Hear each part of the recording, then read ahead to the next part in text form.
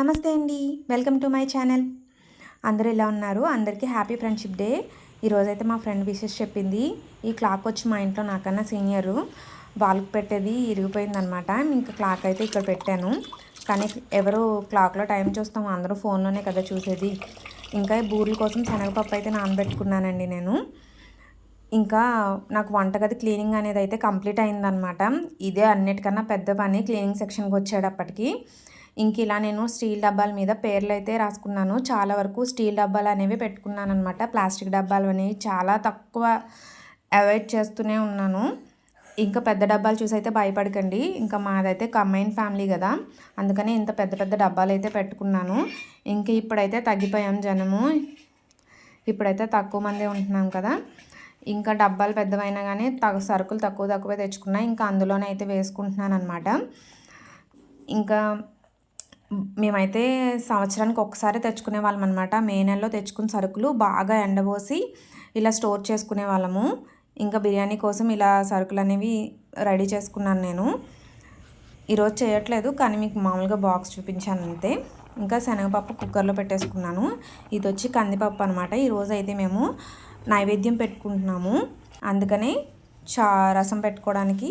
And నైవేద్యానికి చాలామంది తెలగపిండి కూర అవి చేస్తాము, కానీ మా అత్తయ్య గారు ఎప్పుడు ఇంకా పప్పు ఇలా మునగాకు వేసి చారు అనేది పెట్టేవాళ్ళు. ఇంక నేను కూడా అలాగే చేస్తున్నాను. ఇంకైతే బూరెలకైతే నైవేద్యానికి శనగపప్పు బూరెలు అయితే ఉండాలన్నమాట. ఇంకా బూరెలు అదే శనగపప్పులో అసలు వాటర్ అనేది లేకుండా చూసుకోవాలండి. అలా చూసుకుంటేనే బాగుంటుంది. ఇంకా ఇలా కుక్కర్లో ఉడకబెట్టుకునే కన్నా కూడా నార్మల్గా ఉడకబెట్టుకుంటేనే మంచి టేస్ట్ ఉంటుంది అనమాట. నాకైతే అదే ఇష్టము, కానీ ఈరోజు టైం సరిపోదు అనేసి కుక్కర్లో అయితే పెట్టేశాను. ఇంకా బెల్లం అయితే మనం ఎంత శనగపప్పు తీసుకున్నామో అంత బెల్లం వేసుకుంటే అయితే సరిపోతుందన్నమాట. ఇంకా బాగా దగ్గరికి వచ్చేదాకా అయితే దీన్ని ఉడకనివ్వాలి. ఇంకా పప్పు గ్రైండ్ చేసుకోవడానికి అయితే మా అత్తయ్య గారు ఈ టిప్ అయితే ఫాలో చేసేవాళ్ళు అనమాట. ఒకసారి మిక్సీలో బ్లెండ్ చేసేసుకుని పప్పుని తర్వాత మనం గ్రైండర్లో వేసుకున్నాం అనుకోండి, పప్పు అనేది త్వరగా నలిగిపోతుంది. అలాగే మిక్సీలో అయితే ఉరుమవదు కదా, గ్రైండర్లో అయితే ఎక్కువ అయితే అవుతుంది. సో ఇలా మిక్సీలో ఒకసారి తిప్పేసుకున్నాక నేను ఇలా గ్రైండర్లో అయితే వేసేసుకున్నాను, త్వరగా అయిపోతుందని. ఈలోపు పప్పు ఉడికిపోయిన దగ్గరికి వచ్చేసింది. ఇంకా ఇది ఎంత దగ్గరికి వస్తే అంత టేస్ట్ వస్తుంది, కానీ దగ్గరుండి ఖచ్చితంగా చూసుకుంటూ ఉండాలి. ఇంకా కొంచెం నెయ్యి వేసుకుని అదైతే తీసేసుకున్నాను. ఇంక చూసారా, పప్పు అయితే చాలా త్వరగా నలిగిపోతుంది అనమాట. అదే డైరెక్ట్గా వేసామనుకోండి చాలా టైం పడుతుంది కదా. ఇంక ఇందులో నేను కొంచెం మిరియాల పొడి వేసుకున్నాను, అలాగే పానకం కూడా రెడీ చేసుకున్నాను. దాంట్లో కూడా మిరియాల పొడి యాడ్ చేసేసుకున్నాను. ఇంకా పప్పు నలిగిపోయింది కదండి, అందులో బియ్యం పిండి అయితే నేను పొడిదే వేసేసుకుంటానమాట. అందరూ తడుపుకుని పెట్టుకుని వేసుకుంటారంట, కానీ మా అత్తయ్య గారు అయితే ఇదే అలవాటు చేశారనమాట. నాకు ఇదే ఈజీగా అనిపిస్తుంది. కానీ కలుపుకునేటప్పుడు అండి ఉండలు లేకుండా జాగ్రత్తగా కలుపుకోవాలి. ఇంకా కొంచెం ఎవరైనా వేస్తేనే మనకి ఈజీగా కలుపుకోవడం అనేది అవుతుంది. ఇంకా నేనైతే మా వారిని హెల్ప్ అడిగాను వేయమని. ఆయన అయితే కొంచెం కింద పైన వేసి నా చేతి మీద కూడా వేశారు. ఫైనల్గా ఏదైతే ఇంకా కలిపేశాను అనమాట. కానీ ఉండలు లేకుండా కలుపుకోవడం అనేది మాత్రం చాలా కంపల్సరీ అనమాట. అండ్ కొంచెం బెల్లం నానబెట్టుకుని ఆ వాటర్ అయితే వేసుకుని కలుపుకున్నాం అనుకోండి, ఆ బూరెలు మంచి కలర్ వస్తాయండి. ఇంకా మా అత్తయ్య గారు బూరెలు వేయడంలో అయితే ఎక్స్పర్ట్ అనమాట. ఇంకా మాకు దగ్గరలో అమ్మవారి టెంపుల్ ఉంటుంది, దుర్గమ్మది. దసరాలో అక్కడ కంపల్సరీ పులిహార కానీ బూరెలు కానీ ప్రతి సంవత్సరం అయితే వీధిలో వాళ్ళందరూ కలిసి చేస్తామన్నమాట. అప్పుడు ఇంకా బూరెలు వేయాల్సి వచ్చినప్పుడు మా అత్తగారు వేసేసేవారంట. చాలా ఎక్కువ బూరెలు, ఒక 3000 అలా. ఇంకా ఆవిడకి బాగా అలవాటు అయిపోయింది అనమాట వేయడం. ఇంకా ఆవిడ దగ్గర చూసి అయితే నేను కొంచెం నేర్చుకున్నాను అనుకుంటున్నాను. ఇంకా అది కలిపిన తర్వాత వాటర్లో అయితే ఇలా వేసుకుని చూసుకుంటే పైకి తేలింది అనుకోండి, మనకి మంచిగా తయారైనట్టు. మునిగిపోతుంది అంటే కనుక ఇంకా పిండి వేసుకుని కలుపుకోవాలి. అలాగే పిండి తక్కువైనా కానీ తేలుతుంది, అప్పుడు ఆయిల్ పీల్చేసుకుంటుంది. ఫస్ట్ ఒకసారి వేసుకుని చూసుకుని ఆయిల్ పీల్చుకుంటుంది అనుకుంటే కనుక మీరు ఇంకా కొంచెం బియ్యం పిండి అనేది యాడ్ చేసుకుంటే ఆయిల్ పీల్చుకోకుండా ఉంటుంది. మరీ ఎక్కువ యాడ్ చేసేసుకున్నారంటే గట్టిగా అయిపోతాయి. అదొక్కటి చూసుకోవాలన్నమాట. ఇంక ఇలా జాగ్రత్తగా అయితే బూరెలు వేసేసుకోవడమే. ఇంకా స్పూన్తో అలా వేయడం చూస్తున్నాం, కానీ నాకైతే ఇది అలవాటైంది, పర్వాలేదు అని చెప్పి ఇలానే వేసేసుకుంటాను నేను. వేసుకునేటప్పుడు జాగ్రత్త, వదిలేటప్పుడు కొంచెం చెయ్యి అనేది జాగ్రత్తగా పెట్టుకుని నెమ్మదిగా అంటే వదులుకుంటే బాగుంటుందన్నమాట. ఇంకా ఫ్లేమ్ అనేది కొంచెం హై కాదు, మీడియంలో కాకుండా పెట్టుకుంటే మంచిగా ఫ్రై అవుతాయి అన్నమాట. ఇంకా ఈ తోపు అయితే నాకు మామూలుగా ఉడకబెట్టుకున్నదే నచ్చింది. ఇలా కుక్కర్లో ఉడకబెట్టేదని టైం సరిపోదని ఉడకబెట్టాను. ఇది బాగానే ఉంది కానీ కొంచెం చప్పగా అయితే అనిపించింది నాకు.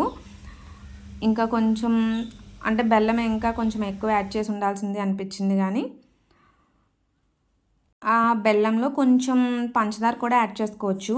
నేనైతే ఎప్పుడు పంచదార అవాయిడ్ చేస్తూ ఉంటాను, అందుకని ఇంకా బెల్లంతోనే సరిపెట్టేస్తాను అన్నమాట. పంచదార వేసుకుంటే కొంచెం బెల్లం ఉప్పగా ఉన్నా అది కవర్ అవుతుందంట, వేసుకుంటే బాగుంటుంది. ఎప్పుడైనా ఎక్కువ మొత్తంలో చేసినప్పుడు అయితే వేస్తాను, ఇప్పుడు కొంచెమే కదా, ఇంకా పంచదార అయితే వేయలేదు, మొత్తం బెల్లంతోనే వేస్తాను. ఇంక ఇలా బూరెలు అయితే చేసేసుకున్నాను అనమాట. ఇంక ఈలోపు నైవేద్యం కోసం ఆవిడ వస్తే అవన్నీ సర్దేసి నైవేద్యం అయితే రెడీ చేసేసాను అమ్మవారికి అయితే. ఇంకా మేము నైవేద్యం పెట్టుకుని 4-5 సంవత్సరాలు అవుతుందన్నమాట. ఫైనల్గా ఈరోజు అయితే పెట్టుకోగలిగాము. ఇలా రెడీ చేసుకుని అక్కడ దండం పెట్టేసుకుని ఇంకా ఆవిడ వెళ్ళిపోయిన తర్వాత నేను ఇంకా మిగతా బూరెలు అయితే వేసేసుకున్నాను అనమాట. మంచిగా టేస్టీగా రావాలి అంటే ఆ పూర్ణంలో వాటర్ అనేది మాత్రం చూసుకోవాలి. ఇంకా మా పిల్లలిద్దరికీ శనగపప్పు అనేది కొంచెం తినకూడదు అనేసి ఇప్పుడు డాక్టర్ అన్నారని శనగపప్పు వీళ్ళిద్దరికీ పెట్టట్లేదు. ఇంకా వాళ్ళ కోసం అయితే నేను ఇంకా కొంచెం గోధుమ నూక కలిపేసి దాంతో అయితే వాళ్ళకి వేద్దాం బూరెలు, కొంచెం ఒక 10 బూరెలు అన్నట్టు ఒక గ్లాస్ అయితే అది కలిపాను అనమాట. ఒక గ్లాస్కి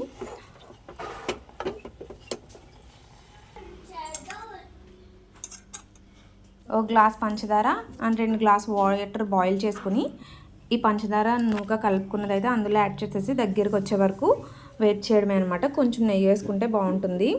ఇంకా ఆయిల్ అంతా మనకి కింద బ్లాక్గా వచ్చేస్తుంది కదండి, ఒక్కసారి వేరే దాంట్లోకి తీసుకుని అది మూకుడు అనేది తుడిచేసుకున్నాం అనుకోండి, క్లాత్తో అయినా టిష్యూతో అయినా తుడిచేసుకుని అప్పుడు మళ్ళీ ఆయిల్ యాడ్ చేసుకుని వేసుకుంటే మనకి బూరెలు అనేవి బాగా వస్తాయి అన్నమాట. అంటే లాస్ట్ బూరె వరకు కూడా ఆ నలుపు అనేది అంటుకుపోతుంది మనం వేసే కొలది, ఇంకా అలా అంటుకోకుండా నీట్గా అయితే వస్తాయి. ఇంక ఇలా 2 బూరెలు వేసేసుకున్నాను నేను, 2 రకాలు. ఇంకా వేసేసుకొని కర్రీ అయితే ఇంకా చికెన్ అయితే కొట్టించుకొని వచ్చారు, దాన్ని కూడా నేను కర్రీ అయితే చేసేసుకుంటున్నాను అనమాట.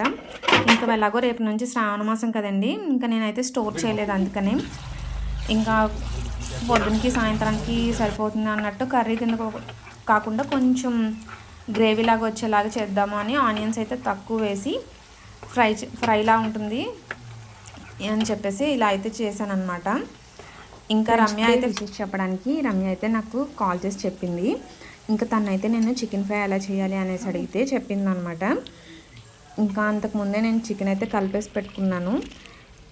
ఇంక ఇలా చికెన్ ఫ్రై అయితే చేసుకున్నాను అనమాట. ఇంకా మధ్య మధ్యలో కలుపుకుంటూ, అంటే మనం తీసుకునే ప్యాన్ అనేది దళసరిగా ఉండాలి, అందుకనే నేను ఇలా అంటే ఇంకా దళసరిగా ఉన్నవి ఏమీ లేవనేసి ఇలా ప్యాన్లో అయితే చేశాను. మీకు కొంచెం అక్కడ లైటింగ్ వేరేలా ఉందని బయటికి తీసుకొచ్చి చూపించాను అనమాట. ఇంకా బాగా దగ్గరికి వచ్చేలా చేసుకుంటే ఫ్రై రెడీ అయిపోయింది. మనం ఎన్ని చేసుకున్నా కానీ పొరిగింటికి పుల్లకూర రుచిగా ఉంటుంది కదండి. ఇలా మా పక్కింటి వాళ్ళు అయితే తాటి గారెలు అయితే ఇచ్చారనమాట, చాలా చాలా బాగున్నాయి. Thank you for watching.